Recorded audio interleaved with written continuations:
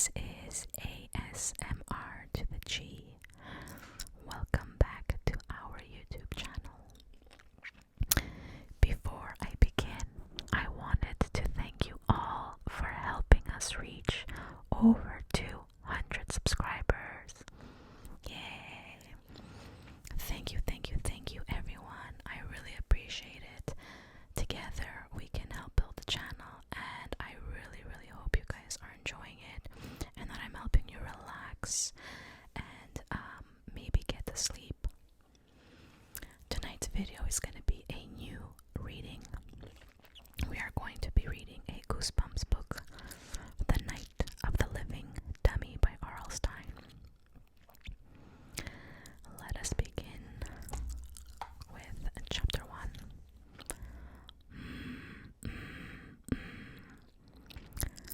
Chris Powell struggled to get her twin sister's attention. Lindy Powell glanced up from the book she was reading to see what the problem was. Instead of her sister's pretty face, Lindy saw a round pink bubble nearly the size of Chris's head. "Nice one," Lindy said without much enthusiasm. With a sudden move... Sorry guys, I just lost my place. With a sudden move, she poked the bubble and popped it. "Hey!" Chris cried as the pink bubble gum exploded onto her cheeks and chin. Lindy laughed. "Gotcha." Chris angrily grabbed Lindy's paper bag and slammed it shut. "Whoops, lost her place," she exclaimed. She knew her sister hated to lose her place in the book. Lindy grabbed the book back with a scowl. Chris struggled to pull the pink gum off her face. "That was the biggest bubble I ever blew," she said angrily. The gum wasn't coming off her chin. "I've blown much bigger than that," Lindy said with a superior sneer. "I don't believe you two," their mother muttered, making her way into the bedroom and dropping a neatly folded pile of laundry at the foot of Chris's bed. "You even compete over bubble gum." "We're not competing," Lindy muttered. She tossed back her blonde ponytail and returned her eyes to her book. Both girls had straight, blonde hair. Lindy kept hers long, usually tying it behind her head or on one side in a ponytail, and Chris had hers cut very short. It was a way for people to tell the twins apart, for they were nearly identical in every other way. Both had broad foreheads and round blue eyes. Both had dimples in their cheeks when they smiled. Both blushed easily, large pink circles forming on their pale cheeks. Both thought their noses were a little too wide. Both wished they were a little taller. Lindy's best friend Alice was nearly 3 inches taller, even though she hadn't turned 12 yet. "Did I get it all off?" Chris asked, rubbing her chin, which was red and sticky. "Not at all," Lindy told her, glancing up. "There's some in your hair." "Oh, great," Chris muttered. She grabbed at her hair but couldn't find any bubble gum. "Gotcha again," Lindy said, laughing. "You're too easy." Chris uttered an angry growl. "Why are you always so mean to me?" "Me? Mean?" Lindy looked up in wide-eyed innocence. "I'm an angel. Ask anyone." Exasperated, Chris turned back to her mother, who was stuffing socks into a dresser drawer. "Mom, when am I going to get my own room?" "On the 12th of never," Mrs. Powell replied, grinning. Chris groaned. "That's what you always say." Her mother shrugged. "You know, we don't have a spare inch, Chris." She turned to the bedroom window. Bright sunlight streamed through the filmy curtains. "It's a beautiful day. What are you two doing inside?" "Mom, we're not little girls," Lindy said, rolling her eyes. "We're 12. We're too old to go and play." "Did I get it all?" Chris asked again, still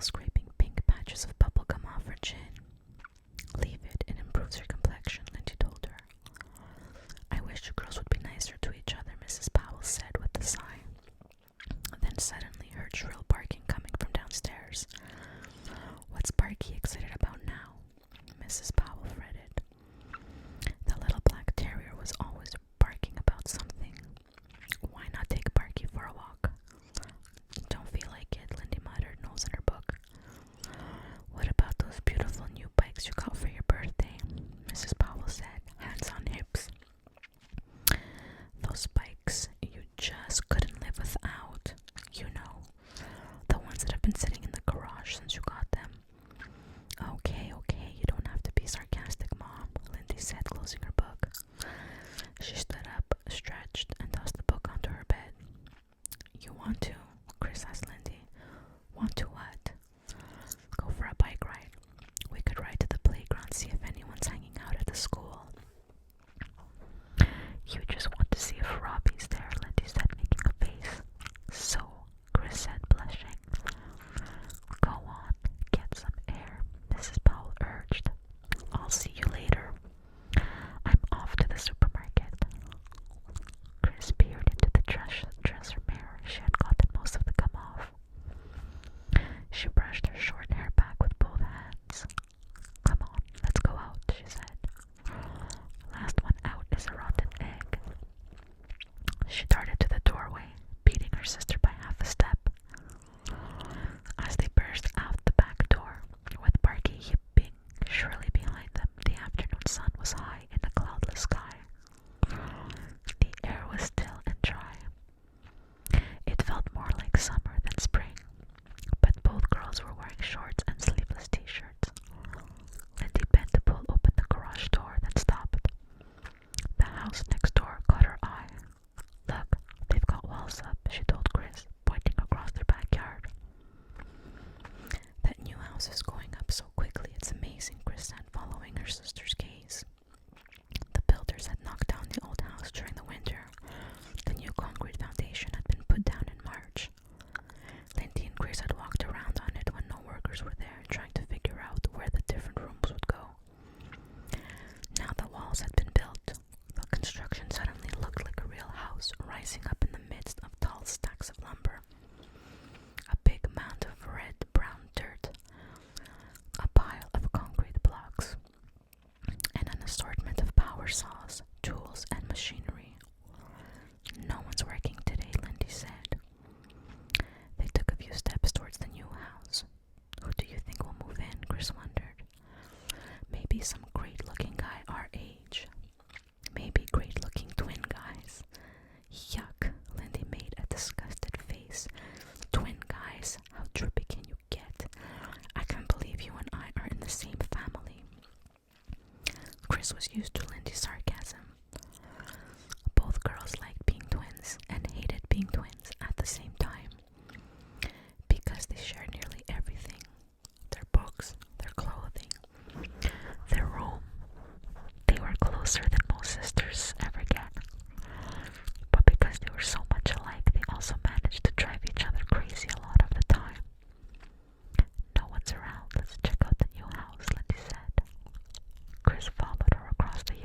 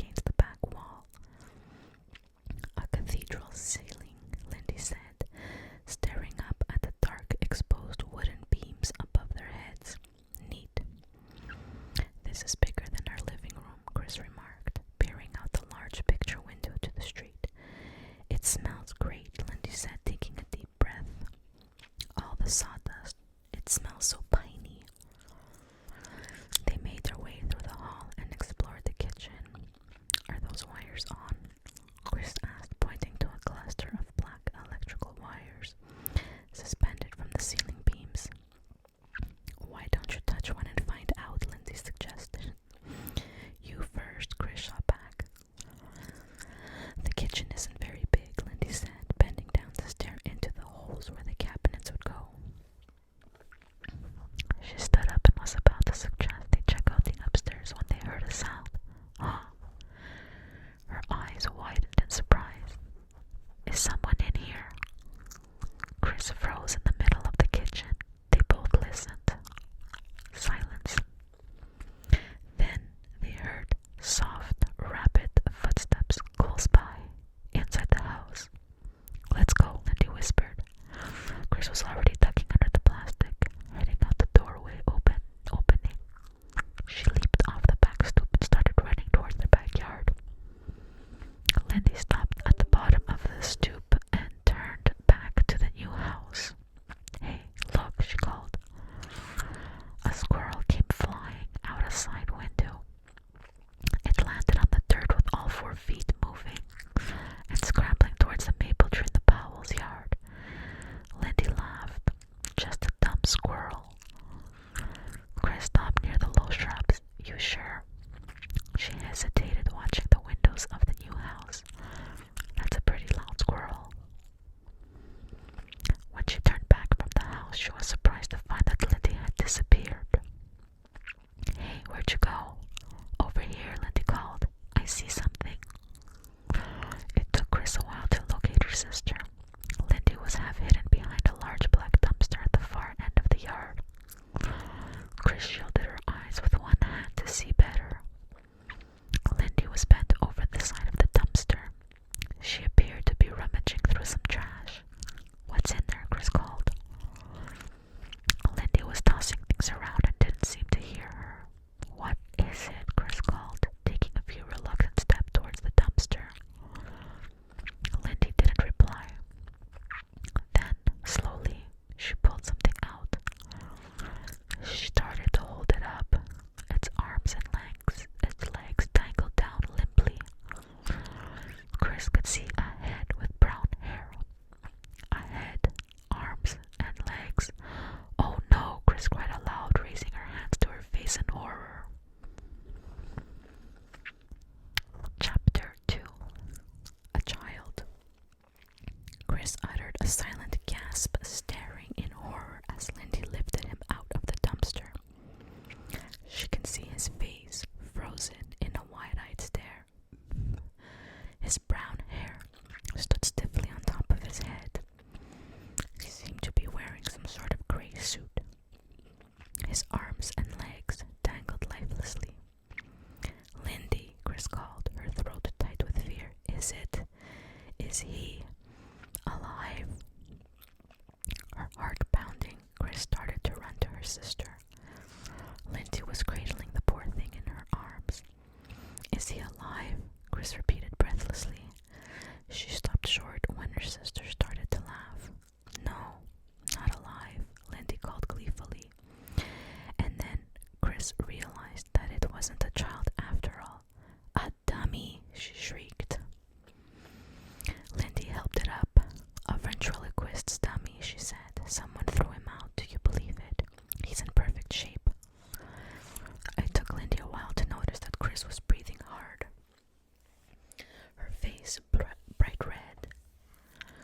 Chris, what's your problem? Oh wow, did you think he was a real kid? Lindy laughed scornfully. No, of course not, Chris insisted.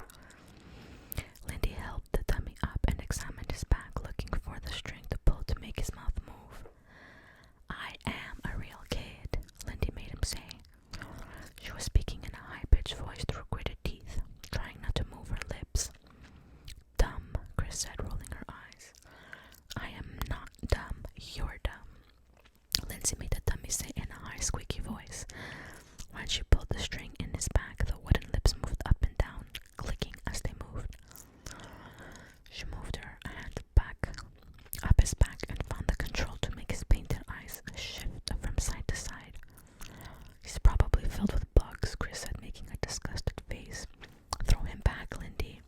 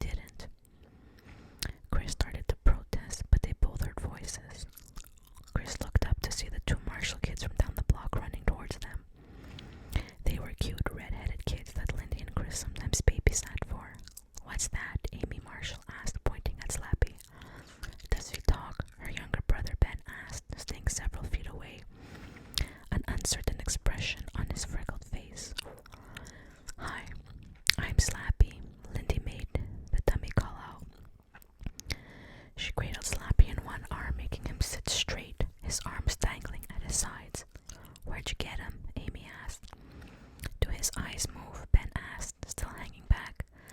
Do your eyes move? Slappy asked Ben. Both Marshall kids laughed.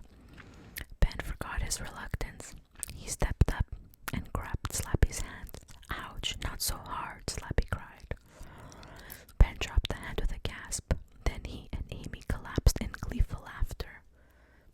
Ha ha ha ha. Lindy made Slappy laugh, tilting his head back and opening his mouth wide. The two kids thought that was a riot. They laughed even harder, pleased by the response she was getting. Lindy glanced at her sister. Chris was sitting on the curb, cradling her head in her hands, a dejected look on her face. She's jealous, Lindy realized. Chris sees that the kids really like Slappy and that I'm getting all the attention, and she's totally jealous. I'm definitely keeping Slappy, Lindy told herself, secretly pleased at her little triumph. She stared into the dummy's bright blue painted eyes. To her surprise, the dummy seemed to be staring back at her. A twinkle of sunlight in his eyes, his grin wide and knowing. And this is where we are going to end today at the end of chapter 2. I wanted to mention a quick shout out to Rach ASMR. The lights that you are witnessing this evening, these relaxing lights that keep changing color. I've seen Rach have those in her background, and I just so happened to have the same lights in my kids' room. So shout out to her for this idea. I hope you guys enjoyed the reading. I hope you guys are relaxed and ready to go to sleep. Thank you for joining me again today. If you aren't already subscribed to our channel, please hit the subscribe button, hit the like button, leave a comment, turn on your notification bell so you don't miss any of the next upcoming videos. I hope you guys have an excellent evening, and I hope to see you again soon.